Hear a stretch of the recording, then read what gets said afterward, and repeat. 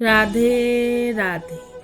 আজ আমরা শুনব এক রহস্যময় ও শিহরণ জাগানো কাহিনী। শ্রীকৃষ্ণ সেই নীরব ঘণ্টার অলৌকিক ধ্বনি। দ্বারকার এক প্রাচীন মন্দিরে ঝুলেছিল একটি বিশাল পিতলের ঘণ্টা। লোককথা ছিল যে সত্যিকারের ভক্ত হৃদয় দিয়ে প্রার্থনা করবে, শুধু সেই শুনতে পাবে এই ঘণ্টার অলৌকিক ধ্বনি। কিন্তু বহু বছর ধরে কেউ সেই ধ্বনি শোনেননি। মন্দিরের সেবায়েতরা ভাবলেন হয়তো মানুষের ভক্তি কমে গেছে। ধনী দরিদ্র সবাই এসে ঘণ্টা বাজাতো, কিন্তু কোনো আশ্চর্য কিছু ঘটতো না। সেই সময় দ্বারকায় বাস করত এক গরিব অনাথ বালিকা, কীর্তি। তার পরনে ছিল ছেঁড়া কাপড়, হাতে ছিল কিছু বুনো ফুল। প্রতিদিন দূর থেকে সে মন্দিরের দিকে তাকিয়ে থাকতো, কিন্তু ভিড়ের ভয়ে ভেতরে ঢুকতো না।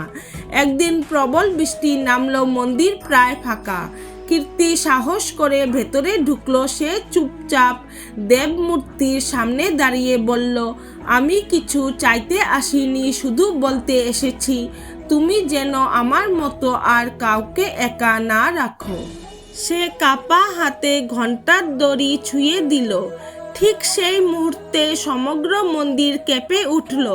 ঘণ্টা নিজে থেকেই বেজে উঠল। এক অপার্থিব মধুর গভীর ধ্বনি চারদিকে ছড়িয়ে পড়ল।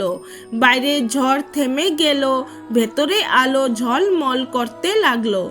সবার সামনে দেবমূর্তির পাশ থেকে এক নীলাভ আভা বেরিয়ে এলো। সেই আভা রূপ নিল স্বয়ং শ্রীকৃষ্ণের মূর্তিতে। মন্দিরের পুরোহিতরা বিস্ময়ে স্তব্ধ।